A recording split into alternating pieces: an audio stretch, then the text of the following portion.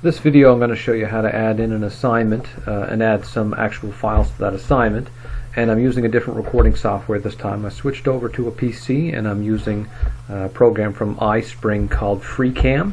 It has a little more functionality with the editing of the video, so I'm going to be trying that out for this video. So we're going to add another assignment, so we're going to go to Classwork and we're going to go to Create and we're going to go Assignment, and I'll call this one Hand Washing. And rather than give instructions in here, this time I'm going to add in the instructions as well as some other stuff so that students can actually work on the questions on a file that you create. So I'm going to add in first some files from Google Drive. I've already created these assignment files and I was recently working on them, so they should show up right away in my recents. So the first one I'm going to have is the instructions. So I'm going to add that in. And what you're going to want to do is you're going to want to control how the students interact with these files. So the first one, I leave it as is. I just want the students to be able to view the file. Now you can change that to the students can edit the file. If you do that, you give them the ability to actually change and edit your original file. And you usually don't want to do that unless you're doing some type of interactive assignment with the class. And then the other option is you can make a copy for each student, which is what we're going to do with the next file, which is the one with the questions on it. But for this one I'm going to leave it as students can view file. So I'm going to add another file in here, and this one is going to be the questions. I'm going to allow the students to answer the questions directly on this file.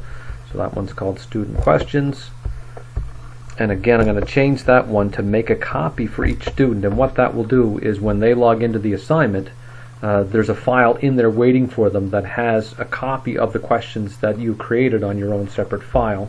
That way they can type into theirs, it's already there for them, and then when they're done they can turn it in and it goes directly to you to be marked. I'm also going to add in a video from YouTube. I've already again gone through the trouble of finding the video, so all I have to do is just paste in the link, and there's the video. You can search, but it's probably better to have found the video beforehand rather than try and search through this feature. So I found the video beforehand, copied the link, pasted it. I'm going to add that in, and then I'm also going to add in, just to show you how to do it, a file from the computer itself. So I'm going to go to File, and I'm going to upload that from the computer, and I'm going to select the files from that device, and I'm going to go to the Downloads folder, which is where this is, and it's just a hand washing PDF file. A lot of us use PDF files for different information for text, so I'm going to upload that, but that could be any type of file at all. It doesn't have to be a PDF. So now I've got all those things on there. I've got the reading, I've got the questions for them that they can answer directly on this file, I've got the video that I've got from YouTube, and then I've got the instructions for what they're going to do. It's a lot of stuff in there, so this kind of covers everything.